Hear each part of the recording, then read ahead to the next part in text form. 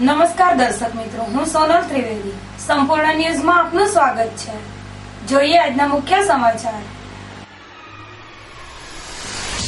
કાંકરેજના આકોલી ગામે તળાવનું ખોદકામ ખેડૂતો માટે બન્યું બોજકામ. ખેતરોમાં જવાના મુખ્ય માર્ગો અને વરસાદી વહેણ પર આડબંધ બાંધી દેવાતા ખેડૂતો મુકાયા મુશ્કેલીમાં.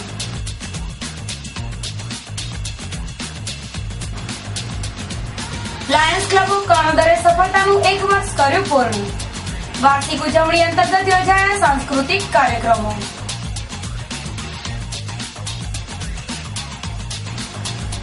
ડીસામાં શ્રમિકોની વસાહત ગંદકીમાં ગરકાવ થતા રોગચાળાની દહેશત. પાલિકા દ્વારા 5000 લોકોના સુખાકારી માટે સફાઈ હાથ ધરવાની માંગ.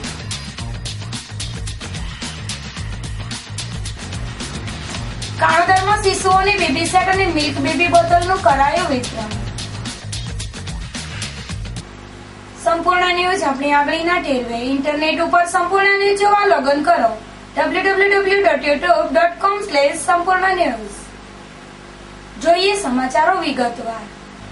કાંકરેજ તાલુકાના આકોલી ગામે તળાવના ખોદકામમાં ગઢ સિંચાઈ વિભાગ અને કોન્ટ્રાક્ટરની મિલીભગતથી નીતિ નિયમોના ધજિયા ઉડતા હોવાની રાહ ઉઠવા પામી છે.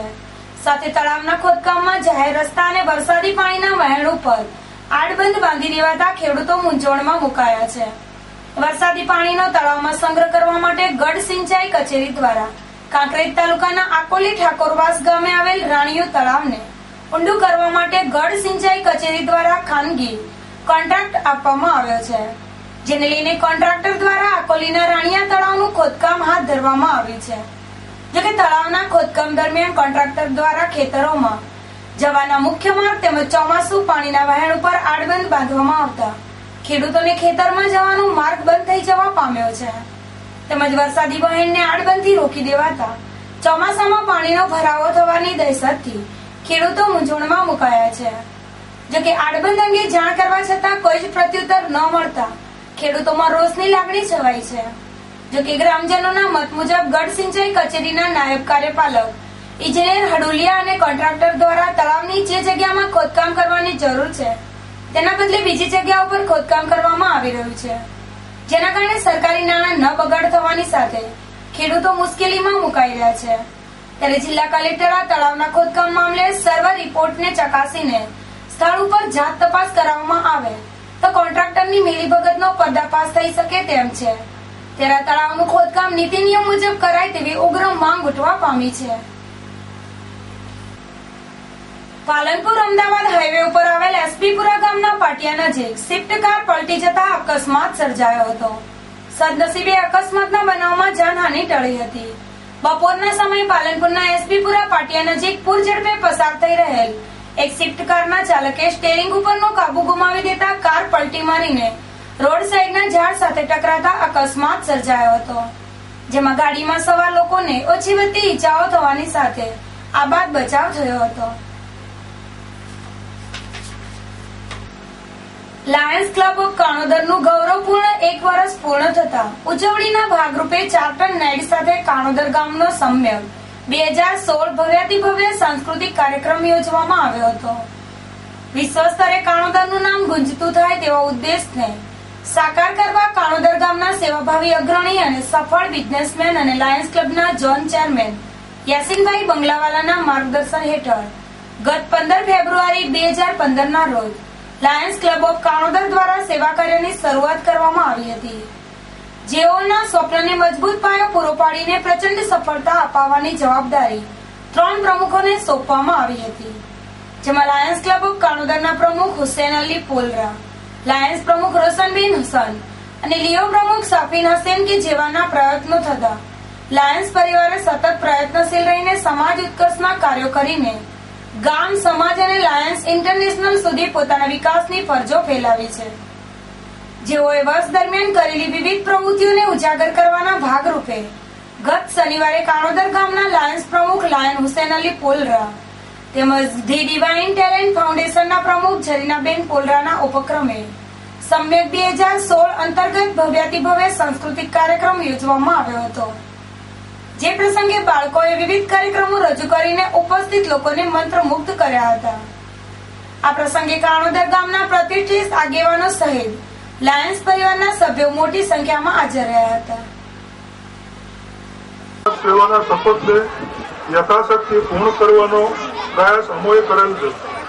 આજની આ ચાર્ટર નાઇટને વધુને વધુ આકર્ષક બનાવવા અને ગામના બાળકોના ટેલેન્ટને મંચ પૂરું પાડવાના હેતુથી અમારી સાથે જોડાયેલા ડિવાઇન ટેલેન્ટ ફાઉન્ડેશન કાણોદરના પ્રમુખશ્રી તેમજ સભ્યોને સહર્ષ આવકારું છું.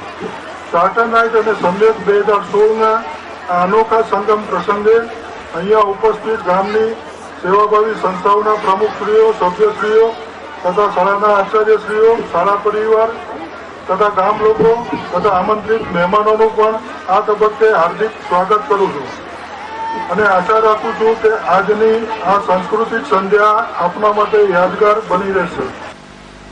બનાસકાંઠાના ડીસા શહેરમાં 5000 થી વધુની વસ્તી ધરાવતી એક ગરીબોની વસાહત ગટરના ગંદા પાણી અને ગંદકી વચ્ચે સડી રહી છે, જેના કારણે અહીં વસવાટ કરતા પરિવારોના આરોગ્ય સામે ખતરો તોળાઈ રહ્યો છે. ત્યારે પાલિકા દ્વારા લોકોના આરોગ્ય અને સુખાકારી માટે પગલાં ભરવામાં આવે તે જરૂરી છે. ડીસામાં સંત અન્ના સ્કૂલ નજીક 5000 પરિવારોનો વસવાટ આવેલો છે. અહીં ગટરના પાણીના નિકાલ માટે નવીન નાળાનું કામ છેલ્લા 8 માસથી ચાલી રહ્યું છે, જેના કારણે ગટરના ગંદા પાણીનો યોગ્ય રાહે નિકાલ ન થતા રહેણાંક વિસ્તારમાં ગટરના દૂષિત પાણીના ભરાવાથી ગંદકીનું સામ્રાજ્ય છવાયું છે, જેના કારણે અહીં પાણીજન્ય અને મચ્છરજન્ય રોગ મહામારીની જેમ ફાટી નીકળવાની દહેશત વર્તાઈ રહી છે. ત્યારે સરકારના સ્વચ્છ ભારત અભિયાનને સાર્થક કરવા અને શ્રમિક વસાહતીઓને આરોગ્યનું સુરક્ષા કવચ પૂરું પાડવા માટે નગરપાલિકા પક્ષપાતથી પર રહીને આ વિસ્તારમાંથી ગટરના ગંદા પાણીનો નિકાલ કરાવે તેવી ઉગ્ર માંગ ઉઠવા પામી છે. જોકે હાલ પારાવાર ગંદકીના કારણે 5000 લોકો ગંદકીની પીડા સહન કરી રહ્યા છે, ત્યારે રોગચાળાની નોબત સર્જાય તે પહેલા પાલિકાએ સજાગતા દાખવવાની જરૂર છે. ધાનેરા તાલુકાના ધખા ગામે મકાન આગળ બેસવાના મામલે 2 વ્યક્તિ ઉપર હુમલો કરાયો હતો, જેમાં બંને શખ્સ ઘાયલ થતા તેમને સારવાર અર્થે ખસેડાયા હતા. ધાખા ગામે મેલાભાઈ મફાભાઈ માજીરાણા અને દિનેશ હજારી માજીરાણાના મકાન આગળ રાત્રિના સમયે મોહનભાઈ પ્રતાપભાઈ માજીરાણા અને પ્રકાશ શાંતિભાઈ માજીરાણા બેઠા હોય બેસવાના મામલે મોહનભાઈ પ્રકાશને ગાળો બોલીને કુહાડી તેમજ લોખંડની પાઇપ વડે હુમલો કરવામાં આવતા બંને શખ્સ ગંભીર રીતે ઘાયલ થતા તેમને સારવાર અર્થે ધાનેરાની હોસ્પિટલમાં ખસેડાયા હતા. આ મામલે ધાનેરા પોલીસે ગુનો દાખલ કરીને બનાવની તપાસ હાથ ધરી છે.